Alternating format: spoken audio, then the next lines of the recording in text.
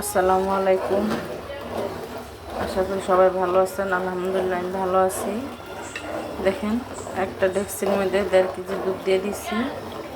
1.5 KG দুধের মধ্যে 4টা এলাচি, 2টা দারচিনি, 3টা তেজপাতা দিয়ে দিছি। এটা একটা গ্রামের ঐতিহ্য খানা। আশা করি গ্রামের মানুষ সবাই চিনেন এই খাবারটা। গ্রামে ঈদের মধ্যে এটা না হলে চলে না ওদের।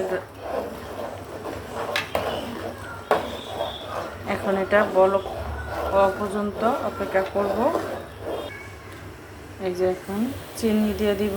এটা গরম হয়ে গেছে দুধটা। 1 বাটি চিনি দিয়ে দিতেছি, এরকম 1 বাটি।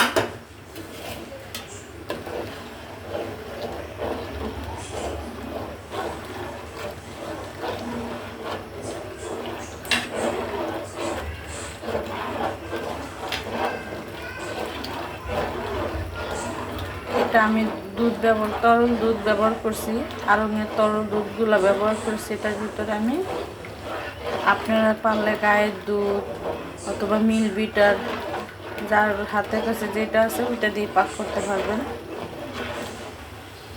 এই যে এখন হাতে কাটা সোয়াই দিয়ে দেব।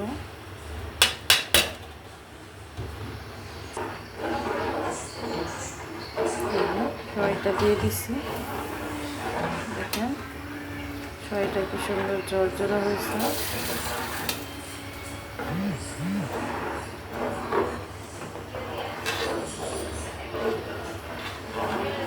আসলে এক হাত দিয়ে রান্না করা, এক হাত দিয়ে বিদ্রোহ করা অনেক টাফ।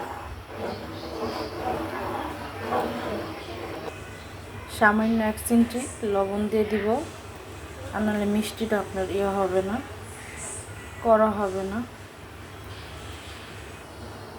এই যে দেখেন মাশাআল্লাহ এটা দিয়ে দিছি। এখন আপনার বলক এসে গেছে, কারণ গরম জিনিস তো ক্যামেরাটা বারবার ঘোল হয়ে যায়।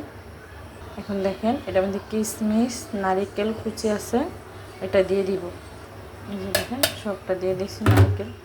এখানে একটা নারিকেলের উপরে কুচি আছে, এখন এটা দিয়ে দিছি। এটা বলক ফ্রিজে ছিল তো, এটা গলা পর্যন্ত অপেক্ষা করব।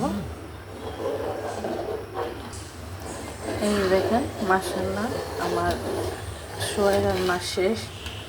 এটা গ্রামের বাড়িতে বলে সোয়াই, আমাদের শহরে বলে এটা অন্য আরেকটা নাম বলে, যার কাছে যেটা।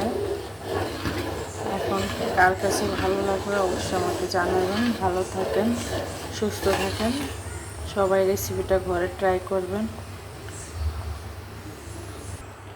এই যে দেখেন মাশাআল্লাহ কি সুন্দর হয়েছে। আমি তো আপনাদেরকে খাওয়াইতে পারলাম না। আশা করি ঘরে সবাই ট্রাই করবেন আমার মতন। আসসালামু আলাইকুম।